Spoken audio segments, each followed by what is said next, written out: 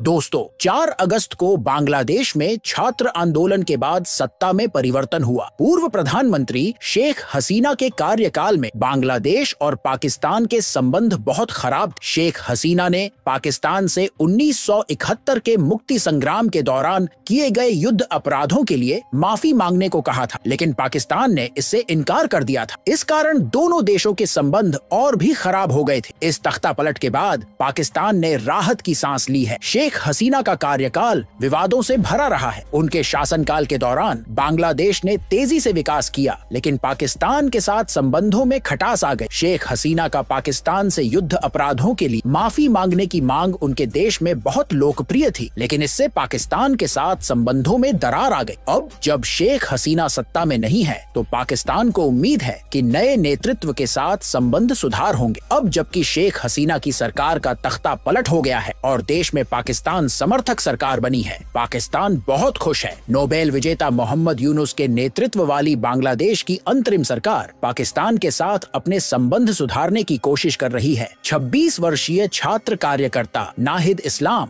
जो शेख हसीना सरकार के पतन का मुख्य चेहरा थे, अब अंतरिम सरकार में सूचना और प्रसारण के सलाहकार हैं। यह देखना दिलचस्प होगा कि नाहिद इस्लाम और उनकी सरकार पाकिस्तान के साथ संबंध सुधारने के लिए क्या कदम उठाएगी। नाहिद इस्लाम का उदय बांग्लादेश की राजनीति में एक महत्वपूर्ण घटना है। युवा और ऊर्जावान नाहिद ने शेख हसीना सरकार के खिलाफ विरोध प्रदर्शन का नेतृत्व किया और सत्ता परिवर्तन में अहम भूमिका निभाई। अब नाहिद की जिम्मेदारी है कि वह पाकिस्तान के साथ संबंध सुधारे और बांग्लादेश को एक नई दिशा में ले जाए। पाकिस्तान के साथ संबंध सुधारना एक चुनौतीपूर्ण कार्य हो सकता है, लेकिन नाहिद इस्लाम की नेतृत्व क्षमता पर सभी की निगाहें टिकी हुई हैं। नाहिद इस्लाम ने सोमवार को बांग्लादेश में पाकिस्तान के उच्चायुक्त सैयद अहमद मारूफ से मुलाकात की और कहा कि उनका देश पाकिस्तान के साथ 1971 के मुक्ति संग्राम से जुड़े मुद्दों का समाधान करना चाहता है। यह बैठक दोनों देशों के बीच संबंध सुधारने की दिशा में एक महत्वपूर्ण कदम है। नाहिद इस्लाम ने कहा कि बांग्लादेश प्रशासन पाकिस्तान के साथ 1771 के बांग्लादेश मुक्ति संग्राम से जुड़े मुद्दों का समाधान करना चाहता है। पाकिस्तान ने बांग्लादेशी नागरिकों के लिए बिना वीजा यात्रा और ढाका इस्लामाबाद के बीच सीधी उड़ानों की शुरुआत की घोषणा की है। पाकिस्तान का यह कदम बांग्लादेश के साथ संबंध सुधारने की दिशा में एक महत्वपूर्ण पहल है। बिना वीजा यात्रा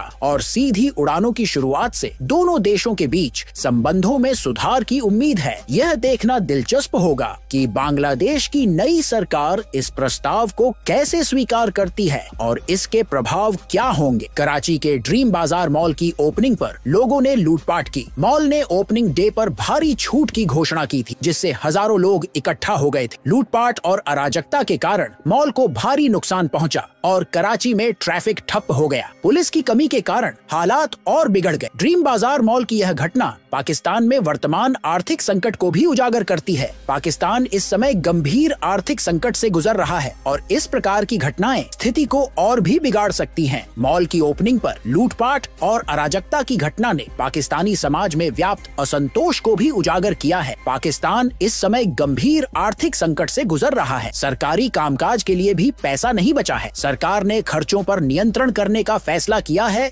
और 6 मंत्रालयों के 80 से ज्यादा विभागों के विलय और खत्म करने का निर्णय लिया है। विभागों की संख्या को 62 से घटाकर 40 किया जाएगा। इसके अलावा सरकार ने गैर जरूरी खर्चों पर भी रोक लगाने का फैसला किया है। इसमें सरकारी दफ्तरों के अंदर साफ सफाई से जुड़े कामों को भी शामिल किया गया है। पाकिस्तान का आर्थिक संकट देश के विकास को बुरी तरह प्रभावित कर रहा है। सरकारी खर्चों में कटौती और विभागों के विलय के फैसले से सरकारी सेवाओं पर भी असर पड़ सकता है। इस संकट से उबरने के लिए पाकिस्तान को कठोर आर्थिक सुधारों की जरूरत है। बांग्लादेश और पाकिस्तान के बीच लंबे समय से चले आ रहे विवाद को सुलझाने की कोशिशें हो रही हैं। नाहिद इस्लाम ने कहा कि उनकी सरकार बांग्लादेश की स्वतंत्रता और राष्ट्रीय हितों की रक्षा करते हुए अन्य दक्षिण एशियाई देशों के साथ मजबूत संबंध स्थापित करेगी, लेकिन बांग्लादेश के कुछ नेता भारत के लिए खतरनाक साबित हो सकते हैं अंतरिम सरकार कथित तौर पर आवामी लीग के मूलभूत सिद्धांतों में बदलाव पर भी विचार कर रही है। सरकार ने बांग्लादेश के स्वतंत्रता संग्राम के चेहरे और इसके पहले राष्ट्रपति शेख मुजीबुर रहमान की मूर्तियों